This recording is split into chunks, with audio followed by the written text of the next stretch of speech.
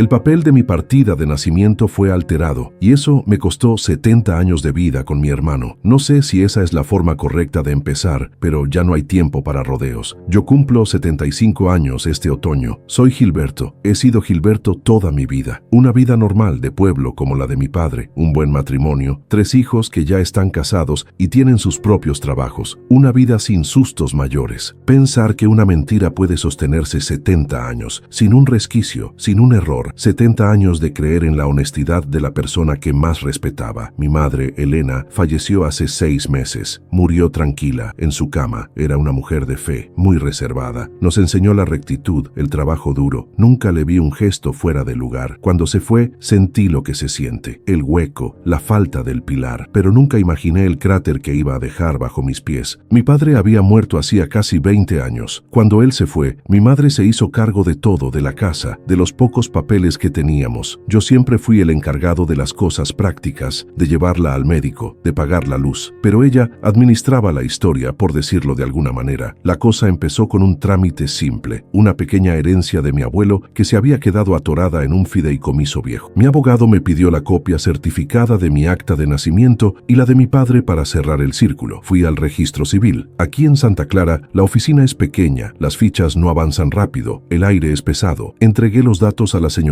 detrás del cristal. Ella era joven, tal vez 20 años, pero muy profesional. Buscó en la computadora y luego se detuvo. Me preguntó si yo estaba seguro de mis datos. Sí, le dije. Nací el 14 de marzo de 1948, en este pueblo. Me miró con esa desconfianza burocrática. Me dijo, señor Gilberto, aquí aparece un registro, pero está incompleto. Hay una nota. Tendré que ir al archivo físico para confirmar la inscripción original a mano. Yo esperé 40 minutos. Pensé en un error de dedo al pasar los datos al sistema. Eso es común. La señorita regresó y ya no estaba tan tranquila. Traía un libro grande, encuadernado en cuero negro, muy antiguo. Lo colocó sobre el mostrador, con una seriedad que no le correspondía a su edad. Señor Gilberto, dijo, este es el libro original de nacimientos de 1948. Su acta, la número 321, tiene una corrección, una que no está debidamente protocolizada. Me mostró la página que olía a humedad y papel viejo. El acta estaba escrita con tinta. Vi mi nombre, Gilberto Juárez Salas, y la fecha. Pero justo encima de mi nombre había una línea borrada, raspada con una navaja y vuelta a escribir encima. Si uno mira con mucho cuidado, con la luz adecuada, el nombre que había antes se adivina. Era un nombre corto, Mario. Le pregunté qué significaba. Ella no quiso especular. Me explicó que para un trámite legal necesitábamos la fe de bautismo o alguna otra documentación que justificara la corrección. Si no, mi acta de nacimiento era considerada dudosa. Le dije que la corrección debía haber sido hecha por mi padre o madre en ese momento. Una letra mal escrita, quizás. Ella asintió, pero me repitió. La ley exige que los cambios en el libro original se firmen por duplicado por el registrador y los padres. Aquí solo está la corrección. Regresé a casa con la fotocopia de esa página. La observé durante horas. No era solo el nombre, eran los números. Los padres eran los mismos, Jesús Juárez y Elena Salas. Pero el espacio de número de hijos presentados estaba escrito como un 2, sobre el que se había calcado un 1, mal hecho, apurado. La sensación no fue de sorpresa, fue de una certeza fría, como si esa respuesta siempre hubiera estado guardada en un lugar oscuro de mi memoria. Mi madre había guardado una caja de madera de cedro bajo su cama, donde tenía sus joyas viejas, algunas cartas de mi padre y documentos importantes. Después del funeral, la abrimos mi esposa y yo. Ahí estaban los papeles del seguro, las escrituras de la casa y un pequeño sobre amarillo, sin membrete. Dentro del sobre había 2 cosas. Un pequeño retrato a blanco y negro de un bebé envuelto en una mantita que reconocí, la mantita tejida que siempre me enseñaron como la tuya, Gilberto, y un trozo de papel doblado varias veces con la letra de mi madre, pero escrita con una cursiva temblorosa que indicaba que había sido escrito hacía décadas. La nota decía, simplemente, él vive, Mario, San Pedro de las Lomas, 308A. Ese fue el golpe de verdad. No una suposición, no una burocracia, sino una confesión dejada para cuando ella ya no pudiera arrepentirse o explicar. Me senté en el comedor con el retrato del bebé en la mano. 75 años. Había pasado 75 años siendo hijo único. Mi padre, que era un hombre estricto, nunca habló de otro hijo. Mi madre, siempre tan devota, había vivido con este secreto. Llamé a mi prima, la hija de la hermana de mi madre. Mi prima es de mi edad y crecimos juntos. Ella es la única persona de la familia que siempre pareció saber más de lo que decía. Fui directo. Le mostré la foto y la nota. Ella no lloró, no se sorprendió, solo suspiró, con el cansancio de quien ha cargado un peso ajeno por mucho tiempo. Me dijo: tía Elena me lo contó hace 50 años, Gilberto. Me hizo prometer que nunca diría nada. Ella pensaba que si la verdad salía, la vergüenza nos comería. Le pregunté por qué. La historia que me contó mi prima fue simple, brutal y muy común en esa época. Mi padre quería un hijo varón, un heredero, pero mi madre se embarazó y dio a luz gemelos. El doctor, que era el único doctor del pueblo, notó que uno de los bebés, Mario, era muy pequeño, frágil. Había miedo de que no sobreviviera. Mi madre se asustó. En el pueblo tener gemelos era visto por algunas personas como una señal. Y lo más importante, la economía familiar era desastrosa. Apenas tenían para uno. Mi padre, un hombre de campo, había sido muy claro. Un niño, si es sano, si vienen dos, uno tiene que irse. La supervivencia no era maldad, era cálculo, la miseria. Mi madre, en su desesperación, actuó rápido antes de que el rumor se corriera. Le mintió a mi padre. Le dijo que yo era el único que había sobrevivido. Al otro Mario lo entregó en secreto a una familia que vivía lejos, sin hijos. Una familia de gente decente que había accedido a criarlo como propio. Borró el rastro en el registro con la ayuda del doctor y el registrador. Eran todos amigos de la misma gente. Una red de silencio. Ella lo hizo para salvarme a mí, para asegurar que yo, el más fuerte según el doctor, tuviera una vida sin esa carga. Un sacrificio silencioso. El miedo de mi madre no era que yo supiera que tenía un hermano, era que yo entendiera que ella había tenido que elegir entre nosotros dos y que para que yo viviera, mi hermano debía ser borrado. Esa semana me dediqué a verificar la dirección. San Pedro de las Lomas está a solo 45 kilómetros de Santa Clara, un viaje de 50 minutos. 70 años de distancia por 50 minutos en coche. Usé un pretexto. Dije que buscaba a alguien que había trabajado en la misma fábrica que mi padre. Llegué a la dirección. Una casa humilde, pero bien cuidada, con bugambilias moradas trepando la pared. Vi a un hombre sentado en un balancín leyendo el periódico. Cabello blanco, escaso, lentes de aumento en la nariz. Era yo. Vi mi rostro en un espejo que nunca había sabido que existía. La misma forma de la mandíbula, la misma curva en la nariz que se nos rompió a los dos de niños. Me acerqué a la reja y llamé. Él levantó la vista. No hubo sobresalto. Creo que la gente de nuestra edad ya no se sobresalta, solo la curiosidad. Me presenté con mi nombre. Soy Gilberto Juárez Salas. Él bajó el periódico. Su voz era grave, la misma resonancia que la mía al final de las frases. Yo soy Mario González Salas. ¿En qué le puedo servir? Usaba el apellido González. Sus padres adoptivos le habían puesto su apellido, pero mi madre, por algún atisbo de conexión, se había asegurado de que conservara el Salas. No hice una escena, no le di un abrazo dramático. Eso no se hace. Le dije sin temblar: Mario, yo nací el 14 de marzo de 1948, aquí en Santa Clara. Él asintió. Yo también, Mario. En el mismo lugar. Mario se levantó con lentitud. Me invitó a pasar a su pequeño jardín. Le conté la historia de la caja, de la nota, del registro raspado. Le dije que nuestra madre biológica había muerto hacía 6 meses. Mario me escuchó sin interrumpir. Lo miré. Él era un hombre que parecía haber tenido una vida tranquila también. Había trabajado como maestro rural. Estaba jubilado. Cuando terminé de hablar, él se quedó en silencio. No hubo enojo, no hubo dolor manifiesto. Mis padres, me dijo refiriéndose a los González, siempre me dijeron que yo era adoptado, que venía de una familia que no me podía alimentar. Me dijeron que mi madre biológica me había entregado para que yo tuviera mejores oportunidades. Nunca me dieron detalles, nunca me dieron un nombre. Le pregunté si él había buscado alguna vez. Al principio sí, respondió. Cuando uno es joven quiere saber, pero luego uno acepta la vida que tiene. Ellos eran mis padres. La idea de que había alguien más que compartía mi sangre se desvaneció con el tiempo. Yo le enseñé la foto del bebé. Él la tomó y la sostuvo. La observó durante un largo momento. Lo más difícil de esa conversación fue la ausencia de resentimiento y al mismo tiempo la presencia de la pérdida absoluta. No había forma de recuperar 70 años. No podíamos ponernos al día sobre la infancia, sobre las navidades, sobre los regaños de la madre. Todo eso era mío o de él, pero nunca de los dos. La única persona que conocía la verdad completa de ese día de 1948, nuestra madre, se la había llevado a la tumba, dejándonos solamente con el silencio incómodo de un reencuentro que llegó demasiado tarde. Mario y yo nos hemos visto un par de veces más. Conversamos sobre cosas neutrales, el clima, el precio del maíz, las enfermedades de la edad, cosas que se hablan con un vecino. No somos hermanos. Somos dos hombres idénticos, que fueron separados por una decisión desesperada y una mentira burocrática, y que ahora, en el ocaso, se encuentran como dos viejos desconocidos que comparten una fecha de nacimiento y una cicatriz en en el alma que nunca supo que existía. La verdad no nos dio una familia, solo nos dio la prueba de lo que la vida pudo habernos dado, y no lo hizo. Eso es todo. Es un hecho, no una tragedia. Es solo la forma en que se escribieron las cosas. Mi madre actuó desde el miedo y la necesidad, y mi padre, con su silencio, se hizo cómplice de la desaparición de su propio hijo. Yo he vuelto a mi vida, Mario a la suya. La única diferencia es que ahora sé que cuando me miro al espejo, estoy viendo al hombre que habría sido mi mejor amigo, si no fuera por el miedo de Elena. 70 años. Es un peso grande para una pequeña mentira guardada en un sobre amarillo. No hay juicios, no hay reclamos. Solo el silencio que deja la certeza de que ciertas pérdidas son tan profundas que ni siquiera se sienten como dolor. Se sienten como una ausencia en el aire que nunca se llenó.